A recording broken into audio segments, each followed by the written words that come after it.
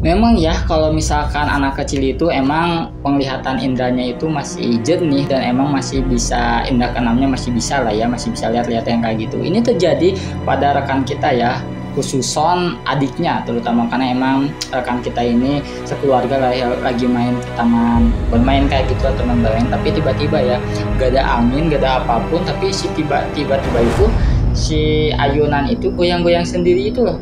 Ya gitu kan, biasanya kalau misalkan ayunan goyang-goyang sendiri itu kalau misalkan ada angin yang agak lumayan ya, kok aneh banget, padahal itu kondisinya itu pada asar teman-teman. Nah pas gitu yang ngelihat itu cuma si kakaknya itu, pas lihat adanya itu tiba-tiba ngelihat adanya kok tiba-tiba ketawa gitu, ketawa sama riang-riang kan, ditanya karena emang seorang kakak itu kan pasti nanya, "Dek, kamu lihat apaan kok ketawa-ketawa?"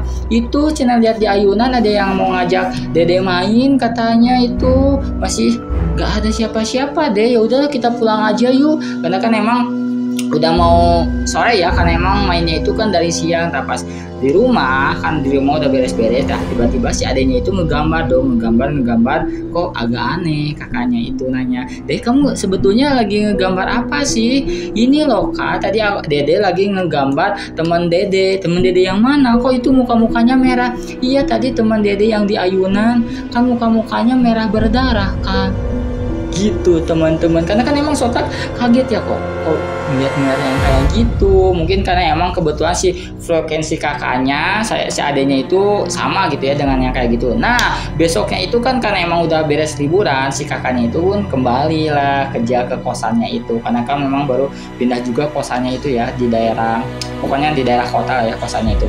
Kosan yang baru ini sebetulnya juga sedikit angker, karena emang bingung banget gitu ya, karena emang tiap malam itu berisik banget. Kemudian pokoknya serba berisik lah, karena emang si kakak ini kan merasa keganggu lah ya, jam istirahatnya itu diganggu-ganggu sama tetangganya lah. Mulailah nanya ke si ibu kosnya bahwa emang keluh kesah di sana, bahwa emang dia itu gak betah gitu ya, ingin pindah atau gimana, soalnya yang di lantai atas itu kadang suka berisik banget. Nah si ibunya kos bilang bahwa emang di sini itu di lantai atas itu belum ada yang booking kayak gitu. Nah bingung, karena emang kalau misalkan tiap malam itu suka ini berisik-berisik banget kan. Sotak heran ya, karena emang gak ada tagihan apapun, gak ada token yang berbunyi atau apa, tapi emang si kondisi di lantai 2 itu berisik banget, karena kan emang kosannya itu bertingkat. Nah emang pas maghribnya udahlah ya gak mau ambil pusing, pas maghribnya dong tiba-tiba